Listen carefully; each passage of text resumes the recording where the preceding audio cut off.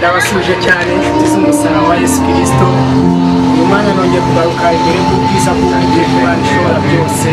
Amazina yanjye muranzi kwa KalebulATuririmbiye. Nkuko mubizi ku cyumweru mu munsi Sunday tugomba tukaganira namwe, tukaganira iby'ubutumwa bw'Imana, kwamamaza ubutumwa haba mu ndirimbo, haba mu biganiro tugirana. Ibyo nibyo nifujije kandi mbona ari byiza cyane. Karibu rero muri iki kiganiro dufatanye muri show live na KalebulATuririmbiye. Bashimira Imana ko igibana nanjye mu bihe bikomeye, igibana nanjye kanyigaragariza mbona bigoye cyane, ariko izibana nanjye kanyigaragariza shimira Imana. Ngiye kuririmba indirimbo bita ngo nitugera iwawe amahoro. Iyo ndirimbo ngiye kuraririmbira niyo nabateguriye umunsi. Rimwe na rimwe cyantekereza nkabona nageze iyo mw'ijuru, ariko ibigerageza mbonera muri iyi si mbi, ariko nizera ko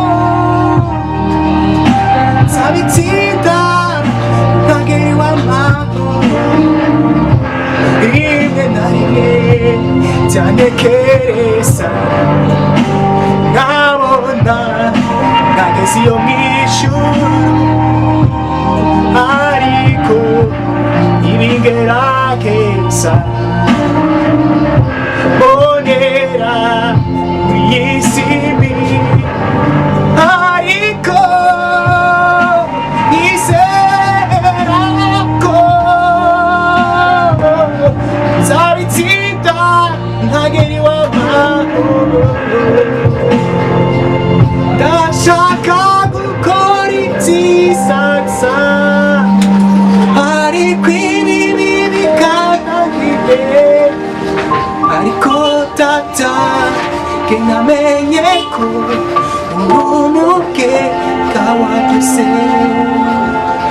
Ndashaka gukora ibyiza gusa, ariko ibibi bikananira, ariko data ke namenye ko ubuntu bwe bwawaduze.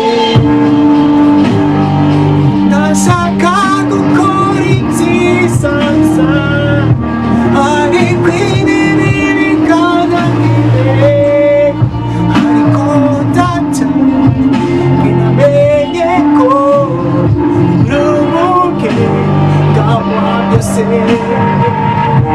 Nitugera iw'amahoro tuzaririmba nabo mw'ijuru, duhoberane dushira urukumbuzi, twibanire ubuziraherezo.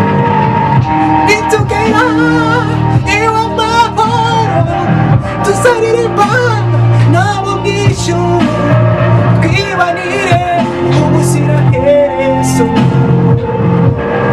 Ndashaka gukora ibyiza gusa, ariko ibibi bikananira, ariko data ke namenye ko ubuntu bwe bwawaduze. Ariko data ke namenye ko ubuntu bwe bwawaduze. Ariko data ke namenye